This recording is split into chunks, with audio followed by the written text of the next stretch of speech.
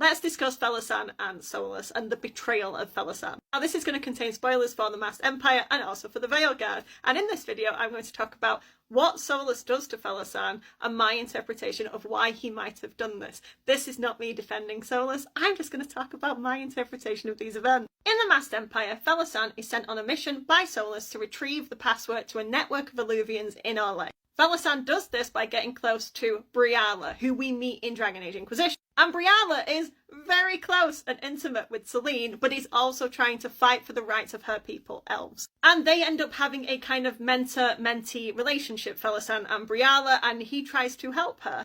And she trusts him. In the end, Briala does get the passphrase for the Illuvians and is going to give it to Felassan, and he stops her from doing it. Now that is because Felassan has started to see that the people of this world are people, and that they deserve the right to live as well. Solas disagrees and kills Felassan for it in the Fade. Now when a person is killed in the Fade, they are made tranquil, so there is an argument whether or not Felassan is alive or tranquil. And these are the last sentences of the Masked Empire. "They're stronger than you think you know," he smiled. "You know I suspect you'll hate this, but she reminds you of..."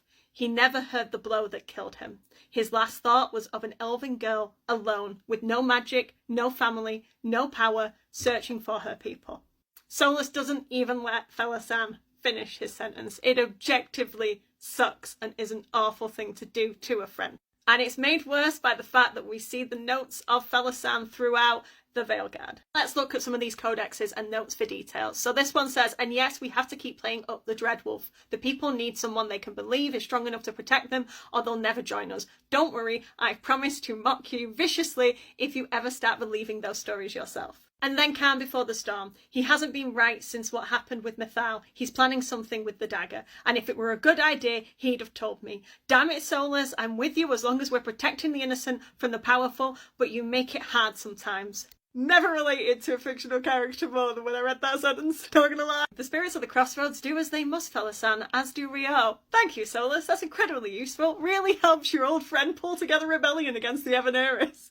This is the best one, I love it. The Solas and Felassan were building this rebellion together. It seems as though Felassan was a voice of reason that Solas could rely upon to keep him grounded in these moments when he had to fight against the Evaneris and had these propaganda claims of him being this god, being just this Fen'Harel, this title that all but replaces your name, which is what Solas says to the Inquisitor in Trespasser. Felassan was key in reminding Solas that he was not just that title, he was not just that duty, he was not just that responsibility, he was Solas, he was a person. And we know that ancient elves used to be spirits and Solas was wisdom to pride, and it also shows that full corruption of that diversion of his original purpose, that corruption from being this force for good to help the innocent like Felassan wanted, to being a voice of tyranny, to putting his will upon other people and slowly becoming the thing that he was trying to fight. Felassan was one of the few people who I think could have eventually stopped